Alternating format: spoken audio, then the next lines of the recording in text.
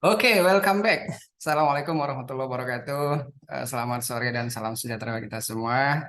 Baik teman-teman sekalian, ini ceritanya nyambung dari yang disampaikan Bang Aris tadi sebenarnya masih relate ya terkait dengan public speaking. Jadi saya sambungkan aja karena supaya lebih hot lagi kan kita sambung dengan materi yang ingin saya sharing di sore hari ini. Intinya saya menyampaikan sharing terkait buku yang sudah kita pelajari, yang saya pelajari. Ketepatan ini juga kemarin yang menjadi resume tugas di TW2 kemarin ini kalau nggak salah ya, untuk resume buku yang sudah disampaikan ke BPJS Kerjaan.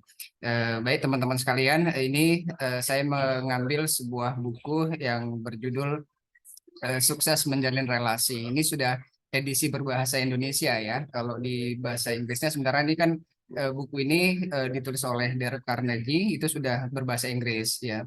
Jadi buku ini saya sharingkan di sore hari ini ya, intinya saya juga ingin mendapatkan insight dari buku yang sama-sama kita pelajari. Oke, buku Sukses Menjalin Relasi ini kalau di kategori di Dila itu kategorinya di Motivation and Self Help ya.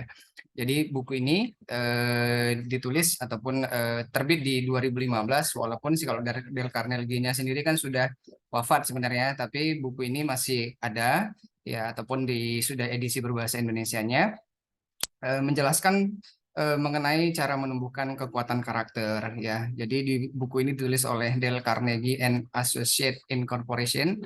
Jadi nggak langsung ditulis oleh Dale Carnegie-nya ya. Kalau ditulisannya sih aslinya berbahasa Inggris gitu ya, ataupun berbahasa asli dari Dale Carnegie-nya. Tapi ini sudah dikembangkan oleh Dale Carnegie and Associates Incorporation ya.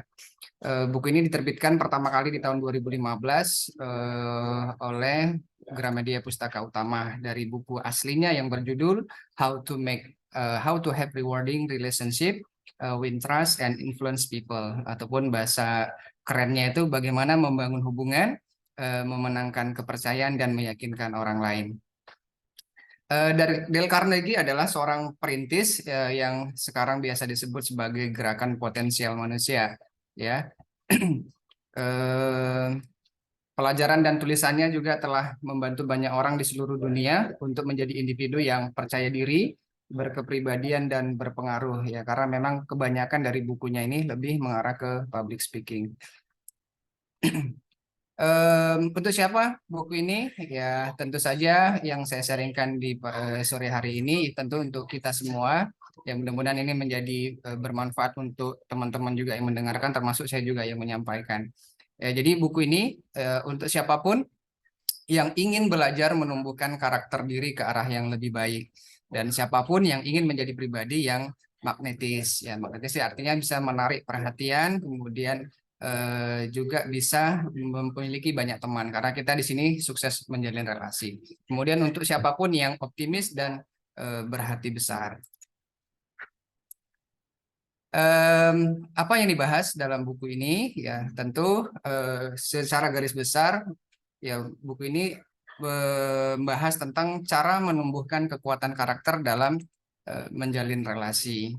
Ya, teman-teman sekalian, beberapa orang memang memiliki sifat karakter seperti magnet ya. Mungkin seperti yang saya apa tadi di awal, bagaimana sih karakter seperti magnet itu? Apa yang dimaksud seperti magnet? Ya. Jadi sifatnya dia bisa katakan bercahaya, riang dan menarik ya. Magnet ini kan sifatnya menarik ya. Jadi kehadiran mereka menjadikan suasana menjadi lebih ceria. Kemudian mereka juga disukai dalam pertemanan, masyarakat, dan pekerjaan, serta karir juga bisa melaju dengan cepat. Kalau tadi disampaikan Bang Aris kan ini lebih ke public speakingnya ya. Kalau di sini kita lebih ke kepribadiannya. Dan ada kita juga bisa menumbuhkan karakter seperti mereka-mereka itu, walaupun tidak terlahir dengan karakteristik seperti itu. Dan kita bisa menjadi orang-orang yang bersifat seperti magnet. Ya, jadi melalui buku ini kita bisa belajar cara meningkatkan kemampuan yang kita miliki dalam mengembangkan aura kepribadian kita, yang menarik orang-orang kepada kita, dan tentunya untuk mengatasi kecenderungan yang akan mendorong orang-orang menjauhi kita. Jadi teman-teman sekalian, insight menarik yang bisa kita pelajari dari buku Sukses Menjalin Relasi ini ada beberapa di antaranya. bagaimana memanfaatkan karisma yang kita miliki, kemudian apa yang perlu kita lakukan untuk mendapatkan teman baru dan mempertahankan teman lama. Kemudian mengapa kita perlu melakukan 3K ya. 3K itu apa? Kerjasama, kolaborasi, dan kolegialitas. Kemudian bagaimana berhubungan dengan orang-orang yang sulit dan apa trik yang bisa kita gunakan untuk tidak setuju tanpa menjadi orang yang tidak menyenangkan. Ya, kayaknya menarik ya. Oke, yang pertama di sini cara menemukan kepribadian yang karismatik. Eh, Teman-teman sekalian, beberapa segi kepribadian setiap orang memang merupakan bawaan lahir ya. Seperti penampilan fisik, ya kita itu udah nampak ya. Mungkin kalau orang tuanya fisiknya tinggi, anaknya juga pasti akan ikut tinggi. Orang tuanya ganteng, tentu anaknya juga ganteng, gitu kan. Kalau anaknya kulitnya putih, anaknya pasti ikut putih. Itu sudah bawaan lahir ya. Termasuk kecerdasan dasar mungkin ya, atau bahkan bakat itu sudah menurun. Tapi masing-masing kapasitas itu untuk kita itu untuk memanfaatkan sifat bawaan itu secara maksimal dan mengembangkannya belum tentu gitu kan, tergantung dari kita sendiri. Nah, ada suatu pada kepribadian setiap orang yang tidak dapat ditangkap oleh seorang fotografer. Ya, fotografer nggak bisa nangkap ini seperti apa sih gitu ya. Bahkan tidak bisa digambar oleh seorang pelukis dan tidak bisa dipahat oleh seorang pematung. Jadi sesuatu yang halus yang hanya bisa dirasakan oleh setiap orang, namun tidak bisa dijelaskan secara jadi tidak bisa dijelaskan seperti kepada siapapun, yang tidak akan bisa dideskripsikan dalam buku atau bahkan dalam biografi penulis sekalipun. Bahkan ini sangat terkait dengan keberhasilan dalam seseorang dalam menjalani kehidupannya. Jadi beberapa kepribadian lebih besar daripada sekedar keelokan fisik dan lebih kuat daripada pembelajaran. Apa itu? Itulah yang dinamakan dengan karisma. Ya, karisma ini bukan sepeda motor dulu ya, Honda karisma ya, tapi itulah judulnya karisma ataupun pesona khusus yang dipancarkan oleh beberapa orang yang bisa mempengaruhi karakter terkuat, bahkan terkadang dapat mengendalikan nasib negara kita ini ya. Kalau orang yang punya karisma pasti kalau dia memimpin bisa berhasil bisa gitu ya. Dan orang yang memiliki kekuatan magnetis ini secara tidak sadar bisa mempengaruhi kita. Nah, sebagian besar pesona dari kepribadian magnetis ini datang dari tata laku yang baik dan terpelihara. Kebijaksanaan juga merupakan elemen penting. Jadi memang ini bisa dibangun ya, bisa jadi dari lingkungannya juga, mungkin lingkungannya yang baik membawa pada kepribadian yang baik, atau lingkungan yang bahkan komunikatif membawa juga kepada kepribadian yang komunikatif. Jadi sifat-sifat kepribadian ini bisa diperoleh dan bisa diciptakan ataupun bisa dibangun ya, bisa dimunculkan gitu, bisa dipelajari. Jadi teman-teman sekalian, orang yang karismatik ini ya ini orang-orang yang cerah ya, secerah presentasi sore ini kan, warnanya juga cerah, riang, kemudian penuh harapan, kemudian menjalani hidup dengan berpandangan pada hal-hal yang baik-baik saja dan pada hal-hal yang indah ya, tidak pada hal-hal yang buruk, bahkan kemudian berfokus juga pada sesuatu yang mulia, bukan yang tercela, kemudian pada pengharapan, bukan keputusasaan, dan melihat pada sisi yang baik bukan pada yang buruk. Jadi untuk itu kita melalui pembelajaran dari buku ini ya kita diminta ataupun kita berupaya menjadi pribadi yang lebih antusias dan menjadi pribadi yang benar-benar tertarik pada orang lain. Ya, berempatilah, senyuman dan optimisme kita adalah kunci magnetis kita. Jadi apa yang perlu kita lakukan? Ya, yang perlu kita lakukan adalah jadilah orang yang periang dan optimistis, kemudian tersenyumlah, tapi tersenyumlah pada tempatnya ya. Kemudian pertahankan sifat ceria itu, kemudian penuh antusias, berpartisipasi aktif, kemudian tunjukkan minat pada tujuan orang lain. Jadi kalau kita bicara sama orang, ya tunjukkan bahwa kita tuh tertarik dari apa yang dibicarakan orang tersebut. Dan yang paling utama di sini adalah bagaimana kita bisa berbesar hati. Eh, Kemudian dari beberapa subbabnya dari buku ini ada bagaimana kita bisa dapatkan teman baru dan pertahankan teman lama. Jangan sampai pula kita dapat teman baru, teman lama ditinggalkan gitu ya. Kita mungkin banyak bergaul sehingga teman-teman yang lama kita lupakan. Itu jangan sampai. Jadi bagaimana dalam buku ini salah satu poin yang disampaikan, bagaimana kita dapatkan teman baru dan pertahankan teman lama. Jadi poinnya ya, poin di sini bahwa Dale Carnegie ya, si penulis ataupun si pencetus ide-ide dari prinsip-prinsip dari Dale Carnegie ini mengingatkan bahwa orang-orang yang menjadi lawan bicara kita itu bahkan 100 kali lebih tertarik pada diri mereka sendiri ya, keinginan mereka dan masalah mereka daripada dia memikirkan kita. Jadi dalam komunikasi itu mereka lebih cenderung memikirkan untuk dirinya sendiri. Jadi oleh karenanya supaya kita juga bisa tetap berinteraksi dengan orang-orang baru dan termasuk juga kita tetap berkomunikatif dengan teman-teman kita yang lama, apa yang perlu kita lakukan? Ya ini tertaliklah pada orang lain dengan tulus, jadilah pendengar yang baik, kemudian dorong orang lain untuk bercerita tentang diri mereka, seperti yang disampaikan Bang Aris tadi ya, ajak cerita komunikatif mungkin dengan hal-hal yang sederhana, akhirnya ceritanya nyambung. Jadi dengan seperti itu kita relasi yang kita bangun dengan orang-orang yang baru, dengan orang-orang yang baru kita temuin, itu bisa terbangun dan bisa nyambung dan mengalir pembicaraannya, tidak kaku ya. Tadi sudah sangat detail tadi yang disampaikan Bang Aris tentang komunikasi tadi ya. Oke, saya lanjutkan. Ini yang poin berikutnya dalam buku ini, ya ini pentingnya kerjasama, kolaborasi dan kolegialitas ya.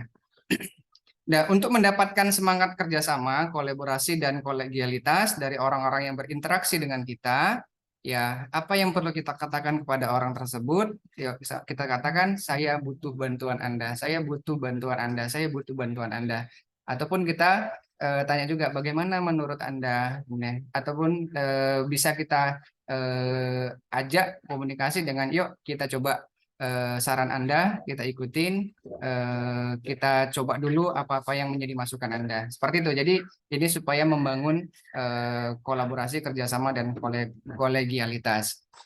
Kemudian pelajari apa yang memotivasi orang-orang di sekeliling kita dan bicaralah melalui pandangan orang lain. Artinya kita menempatkan posisi kita ketika kita berbicara, tempatkan pemikiran kita tuh pada posisinya sehingga ketika kita berbicara kita paham, oh maksud yang lawan bicara kita ini maksudnya mungkin seperti ini, sehingga ketika kita menyampaikan sesuatu tidak menjadi ketersinggungan antara satu dengan yang lainnya.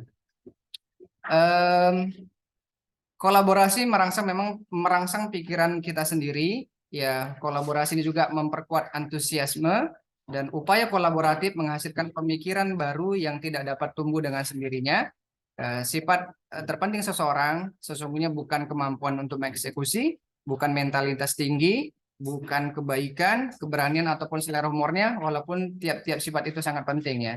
Dan sifat terpenting itu adalah kemampuan untuk mendapatkan teman ya, kemampuan kita untuk mendapatkan relasi yang baru yang pada intinya bermuara pada kemampuan untuk melihat hal terbaik pada orang lain ya. Saat misalnya anggota tim kita ini nggak setuju, jadi kita cari dulu penyebabnya ya, apa penyebabnya, dan kita selesaikan bersama-sama, mungkin ya dengan cara apa, mungkin dengan cara mediasi, dengan cara kita ngobrol bareng, kita cari masalahnya apa gitu, kemudian kita dorong rekan kita untuk mencari yang terbaik dan bukan yang terburuk. Jadi bukan hanya cari yang buruk, tapi kita cari sisi baiknya apa gitu.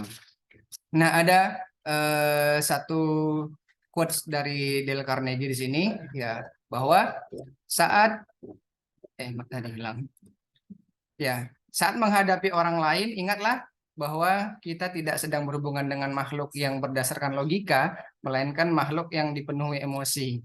Ya, jadi ini mungkin ya ada benarnya juga ya, bahwa kita ketika berinteraksi dengan orang lain, ya orang lain itu tidak hanya memikirkan secara logika, tapi mereka punya emosi, apakah emosi yang baik ataupun bahkan emosi yang tidak baik.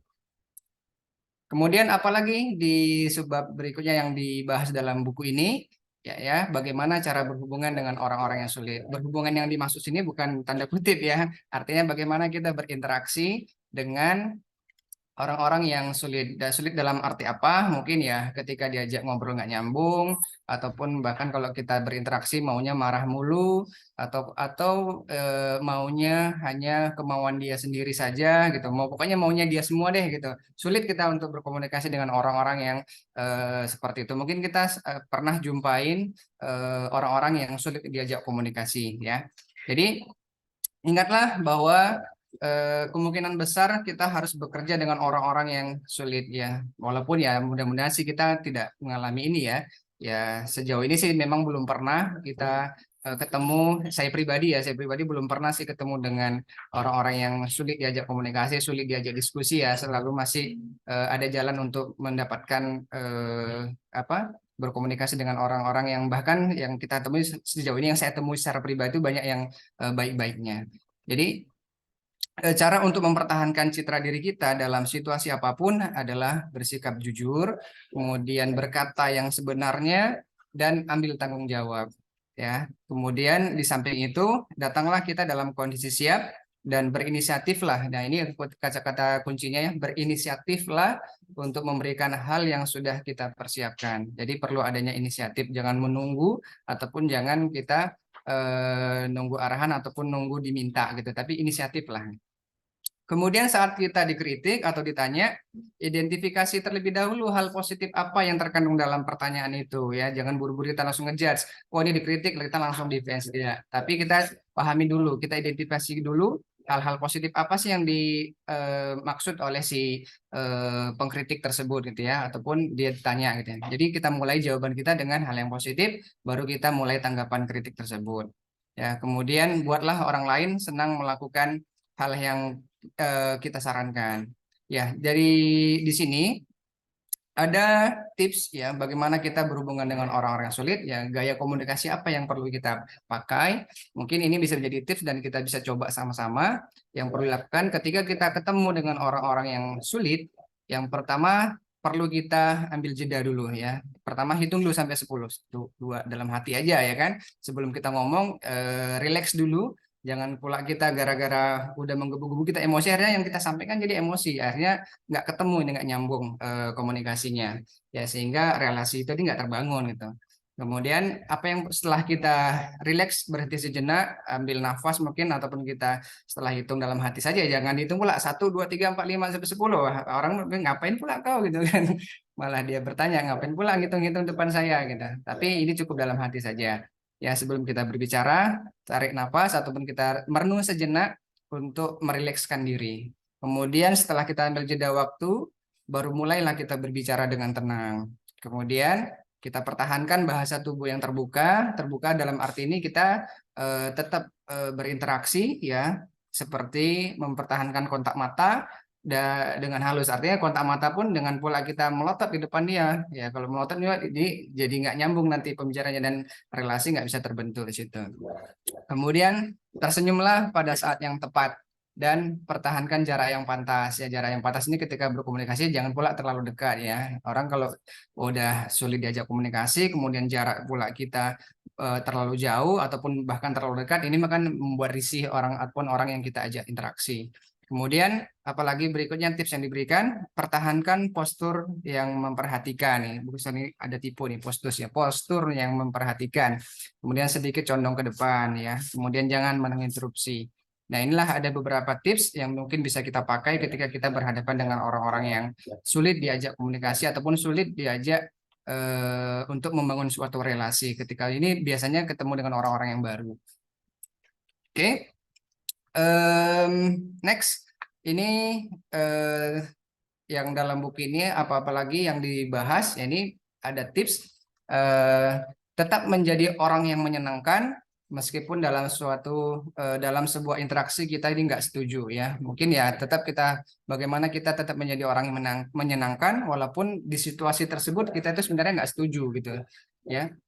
Dalam berhubungan dengan orang lain, pasti ada situasi saat kita nggak setuju dengan orang-orang yang berinteraksi dengan kita, baik itu satu orang ataupun bahkan banyak orang, dan mengekspresikan ketidaksetujuan tidak perlu bersifat antagonis. Mungkin nggak perlu kita ajak debat lah, bla bla gitu, tidak perlu ya.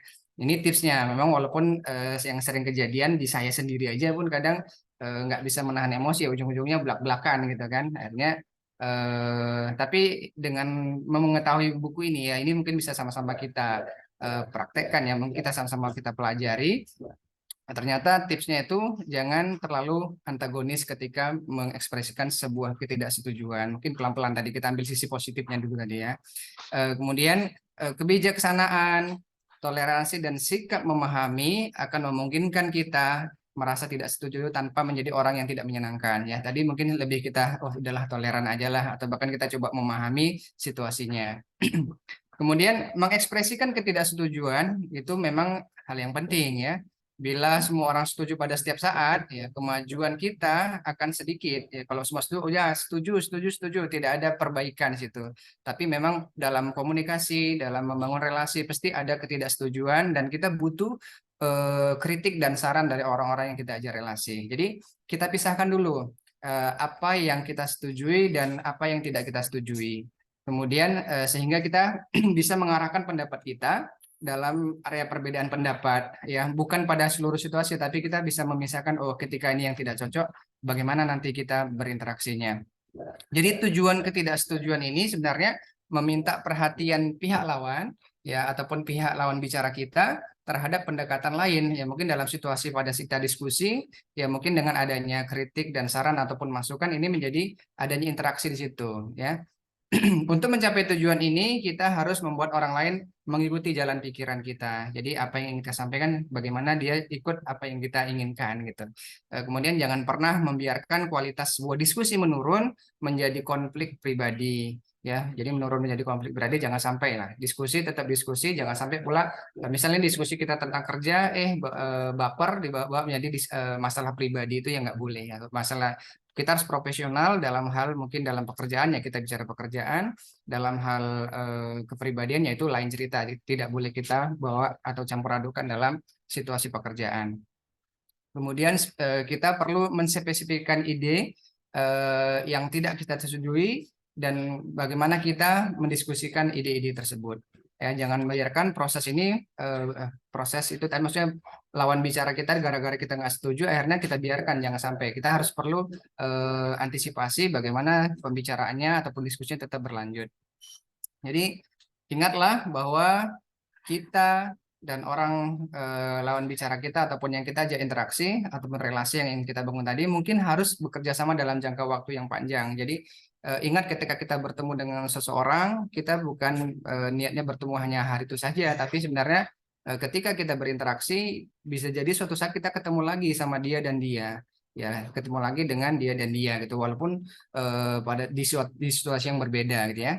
Jadi komentar negatif apapun yang kita lontarkan tentangnya itu akan menodai hubungan kita tentang dengan lawan bicara kita tadi di masa yang akan datang. Misal nih mungkin kayak ini cerita ya, ini kayak saya sama Bang Aris dulu mungkin pernah satu kantor ataupun satu wilayah. Kalau mungkin dulu mungkin saya berantem nih sama Bang Aris, ujung-ujungnya kan ketemu lagi di sini, gitu ketemu lagi kan, nggak nyangka kita ketemu lagi. Nah seperti itu, jangan sampai kita komentar-komentar ataupun sifat antagonisme kita ini kita sampaikan, kita lontarkan tanpa kita filter terlebih dahulu. Karena apa? Sebenarnya dalam membangun relasi ini kita perlu untuk tetap bersikap baik dan tetap bagaimana kita memposisikan diri kita pada lawan bicara kita sehingga pembicaraan yang kita sampaikan, diskusi yang kita sampaikan ini tidak sampai bertolak belakang atau bahkan menjadi konflik pribadi gitu ya, jangan sampai. Oke, ini ada satu tips, ada quotes juga dari Dale Carnegie. Setiap orang bodoh bisa menyalahkan, mengomeli dan mengkritik, ya. Namun diperlukan karakter dan kontrol diri untuk memahami dan memaafkan. Ini eh, keras ini ya sebenarnya ini ya quotesnya. Jadi semua orang bahkan termasuk orang bodoh sendiri pun itu bisa menyalahkan, ngomel dan kritik semuanya bisa.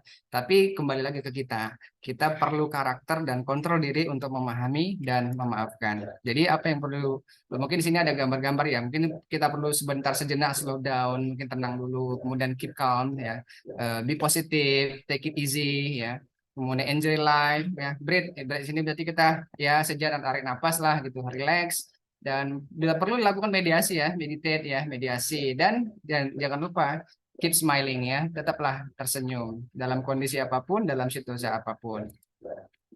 Oke, teman-teman, berakhir di sebuah kesimpulan dari buku yang sudah saya baca ini, yang mungkin tebalnya ada berapa ratus halaman ya, saya nggak hitung pula berapa jumlahnya, tapi secara garis besar dari buku Sukses Menjalin Relasi ini bisa ditarik garis besar kesimpulannya di antaranya adalah setiap orang memiliki kapasitas untuk memanfaatkan sifat bawaan ya secara maksimal dan mengembangkan sifat-sifat itu untuk mewujudkan kepribadian yang dikagumi oleh orang lain.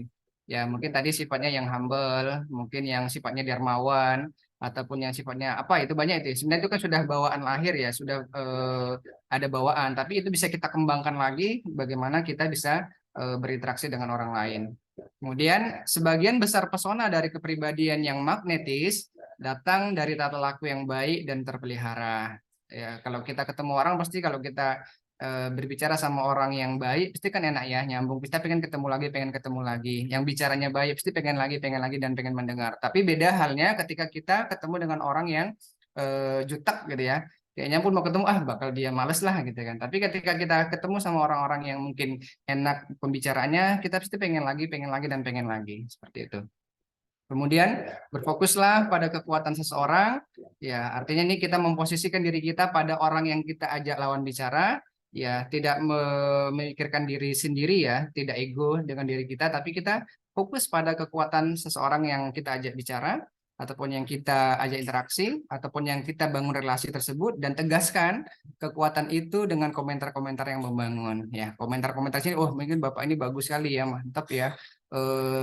Ini ya bagaimana sih kita ingin ada rasa penasaran kita untuk bagaimana bisa seperti dia. Jadi ketika kita memposisikan memposisikan diri kita tuh pemikiran kita dalam posisi yang bersangkutan itu pasti pembicaranya enak nyambung. Kemudian cara untuk mempertahankan citra diri kita dalam situasi apapun ialah bersikap jujur. Ya kalau jujur itu pasti nggak ada beban ya. Jadilah manusia merdeka kalau itu kalau M. Said Didu ya kan. Jadi ada manusia merdeka ini ada ininya. Jadi tetaplah jujur, kemudian berkata yang sebenarnya apa adanya dan ambil tanggung jawab.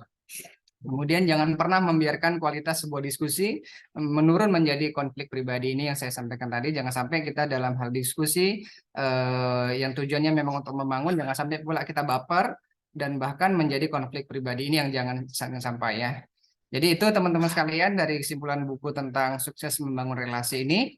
Jadi sebelum saya tutup, ini ada sebuah quotes dari paman saya ini, ya, Dale Carnegie. The only way on earth to influence the other fellow is to talk about what he wants and show him how to get it. Jadi kalau terjemahan bahasa Jawanya gini ya. Jadi satu-satunya cara untuk mempengaruhi orang lain adalah berbicara tentang apa yang dia inginkan. Jadi kita memposisikan pada teman bicara kita ya. Kita memposisikan berbicara tentang apa yang dia inginkan dan menunjukkan kepadanya bagaimana dia mendapatkannya. Itu dari Om Dale Carnegie ya, dari buku yang sebenarnya buku yang terkenal itu dari tulisan pertamanya adalah berjudul How to Win Friends and Influence People. Ini di 1936. Ini buku yang sangat terkenal dan best seller, termasuk salah satunya buku dari yang sudah dirangkum ya dari Dale Carnegie and Corporation ini yang saya bahas dalam sharing session kali ini. Mungkin itu teman-teman dari saya. Terima kasih atas kesempatannya. Mudah-mudahan ini menjadi hal yang bermanfaat untuk saya sendiri dan juga untuk kepada teman-teman. Dan mudah-mudahan ini bisa kita terapkan. Kita ambil hal-hal yang baik dari diskusi di sore hari ini. Terima kasih. Assalamualaikum warahmatullahi wabarakatuh.